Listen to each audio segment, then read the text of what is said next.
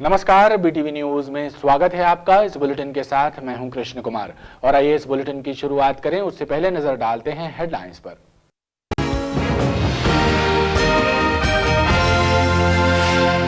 Dnyanganga is truly an international school. Gyanganga international school, bypass चौराहा near Dhanvantari Nagar, Jabalpur.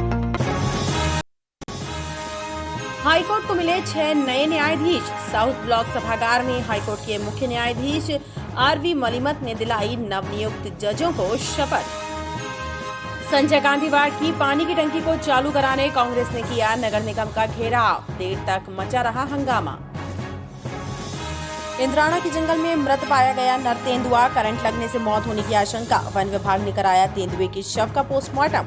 पशु चिकित्सकों ने कहा डिटेल पोस्टमार्टम रिपोर्ट से हो सकेगा मौत के कारणों का स्पष्ट खुलासा। और बिजली की सब कांग्रेस कार्यकर्ताओं ने किया शक्ति भवन का घेराव, पुलिस ने किया लाठीचार्ज, कई कार्यकर्ता हुए घायल, देर तक मचा रहा हंगामा।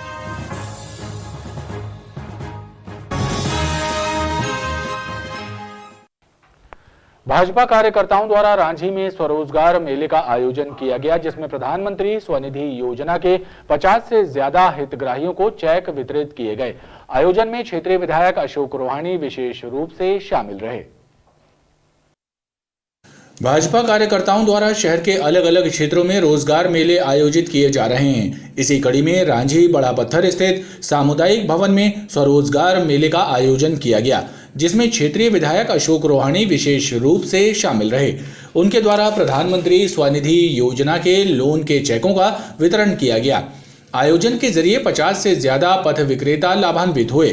शासन की योजनाओं का लाभ कैसे मिले और उस लाभ को दिलाने का काम भारतीय जनता पार्टी के कार्यकर्ता कैसे करें, इस उद्देश्य के साथ आज ये बड़ा मेला लगाएगा और उसका बहुत अच्छा रिस्पांस हमको मिल रहा है। और आने वाले समय में इन स्वरोजगार मेलों को हम जन जन तक पहुंचाने के लिए वार्ड स्तर पर ऐसे स्वरोजगार मेले लगाने का काम करेंगे।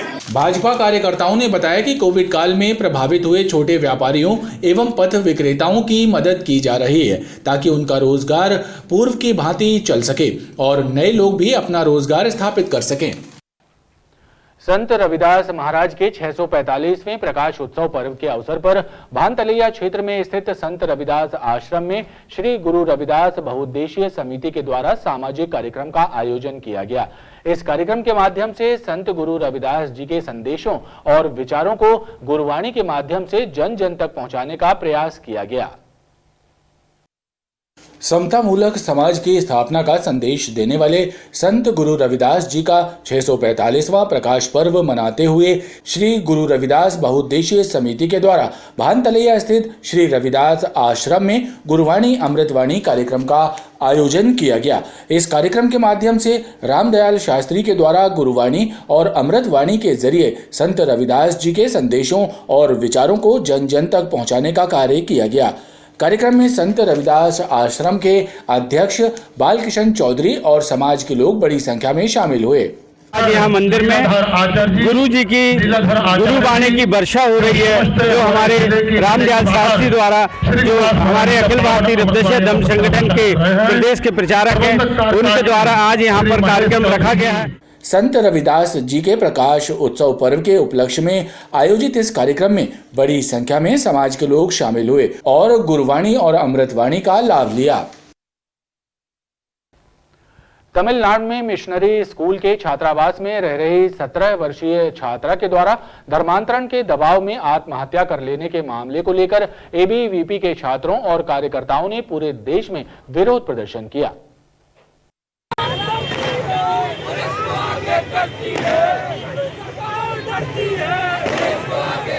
छात्रा को न्याय दिलाने की मांग करते हुए सड़क पर उतरे एबीवीपी कार्यकर्ताओं ने तमिलनाडु सरकार का पुतला दहन किया और आक्रोश जाहिर किया।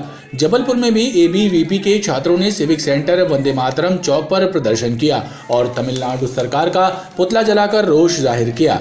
छात्र नेताओं ने तमिलनाडु सरकार को आड़े हाथों लेते हुए छात्रा और उसके पीड़ित परिवार को न्याय दिलाने की मांग की।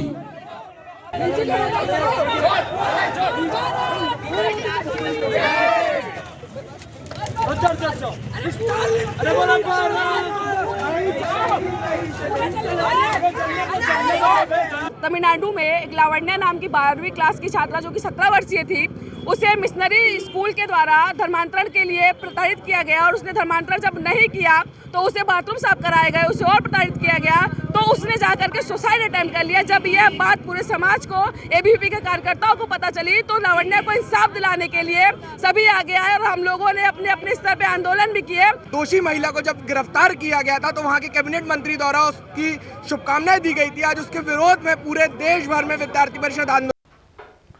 बेलखेड़ा में रहने वाले एक परिवार ने एसपी ऑफिस पहुंचकर सुरक्षा की गुहार लगाई है। पीड़ित परिवार का आरोप है कि उनके परिवार के एक सदस्य की हत्या करने वाले आरोपी और उनके रिश्तेदार गवाही बदलने के लिए उन पर दबाव बनाने धमका रहे हैं। बेलखेड़ा में रहने वाले बलराम गौड़ और उसके परिवार ने पुलिस अधिकारियों से सुरक्षा की गुहार लगाई है। बीते वर्ष नवंबर माह में बलराम गौड़ के पिता मुन्ना गौड़ की गांव के कुछ लोगों ने हत्या कर दी थी। इस मामले में कुछ आरोपी अभी जेल में हैं।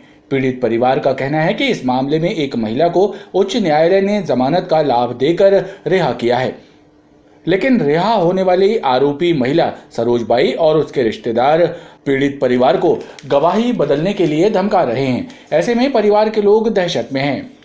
वो सर हमको मारने के लिए फिर रहे हैं।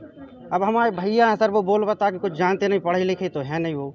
और एक दिन आए भी रहे 10-11 बजे रात, 6 लोग आए थे, 5-6 लोग। तो मैंने रिपोर्ट भी डाली बेलखेड़ा थाने में। थाने में पुलिस आई, फ़ोन लगाया मैंने 100 नंबर, तो 10 से 15 मिनट में पुलिस आ गई। जब पुलिस आई, जब मैंने दरवाजे खोले घर के, लात भी मार रहे थे दरवाजे में और मेरे को गाली दे रहे थे।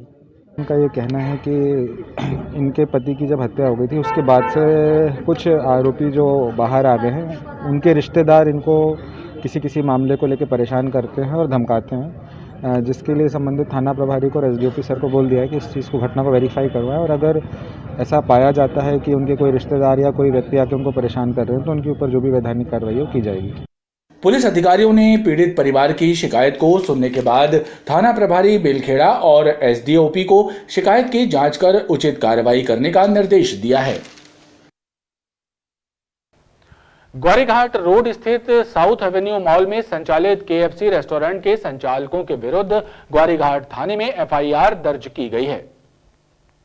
जिला अस्पताल के खाद्य एवं सुरक्षा अधिकारी ने 28 सितंबर को रेस्टोरेंट की जांच कर खाद्य सामग्री बनाने में उपयोग किए जाने वाले पाम ऑयल का नमूना एकत्र कर जांच के लिए भोपाल स्थित प्रयोगशाला में भेजा था। इस नमूने की जांच रिपोर्ट में पाम ऑयल अमानक पाया गया, जिसकी रिपोर्ट आने के पश्चात ग्वारीघाट थाने में शिकायत दर्ज कराई गई। पुलिस ने केएफसी के नॉमिनी रूपम मेहंदीरत्ता, रेस्टोरेंट प्रभारी धीरज झारिया और शिफ्ट इंचार्ज के खिलाफ प्रकरण दर्ज कर मामले को जांच में लिया है। साउथ एवेन्यू मॉल में जो केएफसी रेस्टोरेंट है उसमें अमानक ऑयल पाया गया था और जिसका परीक्षण फूड डिपार्टमेंट के द्वारा कराया गया लैब में, जिसमें भी वह अमानक पाया गया। इस पर फूड डिपार्टमेंट के द्वारा एक रिपोर्ट थाना में प्रस्तुत किया गया था ग्वारीघाट में। इस आधार पर उनके विरुद्ध एक आपराधिक प्रकरण पंजीबद्ध किया गया है और आगे वैधानिक कार्रवाई इसमें की जा रही है। तिलहरी स्थित महाराष्ट्र बैंक के एटीएम में हुए लूट और मर्डर के मामले में पुलिस के हाथ अब भी खाली हैं। पुलिस को अब वारदात को अंजाम देने वाले आरोपियों के कुछ क्लियर फुटेज मिले हैं, जिसके आधार पर पुलिस आरोपियों की पहचान करने में जुटी हुई है। इधर दूसरी ओर हत्या और डकैती की जघन्य वारदात करने वाले बदमाश भी पुलिस की राडार पर हैं। गोरा बाजार थाना क्षेत्र तिलहरी स्थित महाराष्ट्र बैंक के एटीएम में कैश वैन के कर्मचारियों पर फायरिंग कर कैश बॉक्स लेकर भागे बदमाशों का अब तक कोई सुराग हाथ नहीं लगा है। पुलिस को अब वारदात को अंजाम देने वाले बदमाशों के कुछ क्लियर फुटेज हाथ लगे हैं। इसके आधार पर पुलिस लुटेरों की पहचान करने में जुटी हुई है। पुलिस ने बदमाशों की पतासाजी के लिए लूट, चोरी और डकैती की वारदातें घटित करने वाले पुराने अपराधियों से भी पूछताछ करना शुरू कर दिया है। ऐसे बदमाशों को चिन्हित कर थानों में बुलाया जा रहा है और उन्हें भी आरोपियों की तस्वीरें दिखाकर बदमाशों की पहचान करने का प्रयास किया जा रहा है। इधर लूट और मर्डर में इस्तेमाल की गई मोटरसाइकिल का भी पता लगाने में पुलिस जुटी हुई है। अभी शहर के जितने भी थाने हैं उन सभी थाने के जो आपराधिक किस्म के जो लोग हैं उन सभी को थाने पर बुलाया जा रहा है और उनको ये जो फुटेज आए हैं उनको दिखाया जा रहा है, वीडियो उनको दिखाया जा रहा है, ताकि अज्ञात बदमाशों का आइडेंटिफिकेशन हो सके। इसके साथ ही साथ जो जघन्य अपराध, लूट, रॉबरी से संबंधित जो अपराधी हैं उनकी भी एक लिस्टिंग कर ली गई है और उनसे भी पूछताछ की जा रही है। इसके साथ ही साथ जो बदमाशों के ठहरने के इलाके हैं वहाँ पर हमने उनको भी पूरा आइडेंटिफाई कर लिया है और उन स्थानों पर अच्छे जो सुरागरासी वाले जो अधिकारी हैं उनको लगाया गया है, कंटिन्यू वहाँ पर लगाए गए हैं। होटल, लॉज तो कंटिन्यू चेक किए जा रहे हैं। कुल मिलाकर बदमाश जो यहाँ अज्ञात बदमाश आए थे उनकी पहचान के लिए, उनको तलाश करने के लिए हम लगातार प्रयासरत हैं और हर संभव प्रयास उनको पकड़ने के लिए किए जा रहे हैं। SIS के कार्यालय में जाकर वहाँ के जो अधिकारी, दिल्ली से भी अधिकारी आए हुए थे और भोपाल हेड भी उनके आए हुए थे और वहाँ का जो स्टाफ है सभी से हमने कल दिन भर पूछताछ किया और ये इस बात को जानने का प्रयास किया कि कहीं उनका कोई इसमें इन्वॉल्वमेंट तो नहीं है। लगातार अभी भी हम उनके कुछ लोगों से पूछताछ कर रहे हैं और अभी तक तो ऐसी कोई स्थिति, कोई एविडेंस नहीं मिल पाया है, लेकिन इस संबंध में हम लगातार पूछताछ कर रहे हैं। मंगलवार को IG उमेश जोगा ने जांच टीम के अधिकारियों से चर्चा कर अब तक की गई जांच पड़ताल की समीक्षा की। उन्होंने लुटेरों के मूवमेंट का पता लगाने के निर्देश अधिकारियों को दिए हैं। पश्चिमी विक्षोभ के प्रभाव और आसमान पर बादलों की मौजूदगी के चलते एक बार फिर तापमान में बढ़ोतरी दर्ज की गई है। ऐसे में मौसम विभाग ने आगामी 24 घंटे में संभाग के जिलों में हल्की बारिश होने की संभावना व्यक्त की है। मौसम वैज्ञानिकों की माने तो आगामी 2 दिनों तक तापमान में बढ़ोतरी का क्रम जारी रहेगा। जिले में मंगलवार को न्यूनतम तापमान सामान्य से 2 डिग्री सेल्सियस कम 11.9 डिग्री सेल्सियस और अधिकतम तापमान 25.8 डिग्री सेल्सियस दर्ज किया गया। पश्चिम विक्षोभ के प्रभाव से एक बार फिर मौसम का मिजाज बदल गया है। आसमान पर बादलों की मौजूदगी के साथ तापमान में फिर बढ़ोतरी दर्ज की गई। अधिकतम तापमान सामान्य से 2 डिग्री सेल्सियस कम 25.8 डिग्री सेल्सियस और न्यूनतम तापमान सामान्य से 2 डिग्री सेल्सियस कम 11.9 डिग्री सेल्सियस दर्ज हुआ। मौसम वैज्ञानिकों ने आगामी 24 घंटे में संभाग के जिलों में बारिश होने और बौछार पड़ने की संभावना व्यक्त की है। अधिकतम और न्यूनतम तापमान दोनों में बढ़ोतरी हुई है, जिसका मुख्य कारण पश्चिमी विक्षोभ है और बादल हैं। आज दिन में बादल रहे और शाम को भी अभी बादल बने हुए हैं। आगामी 24 घंटे के लिए जबलपुर संभाग के जिलों में कहीं कहीं हल्की बूंदाबांदी की या हल्की वर्षा की संभावना है और आगामी 18 और 19 तारीख को भी पूर्वी मध्य प्रदेश में हल्की बारिश की संभावना व्यक्त की गई है और पश्चिमी विक्षोभ के कारण तापमान में गिरावट की संभावना अभी नहीं है 2-3 दिन के लिए। 19 तारीख के बाद फिर तापमान में गिरावट की संभावना बनी हुई है। जिले में फिलहाल उत्तरी पूर्वी हवाएं चल रही हैं। मौसमविदों का कहना है कि अभी तापमान में बढ़त का सिलसिला जारी रहेगा। 19 फरवरी के बाद मौसम में फिर बदलाव होने की संभावना है।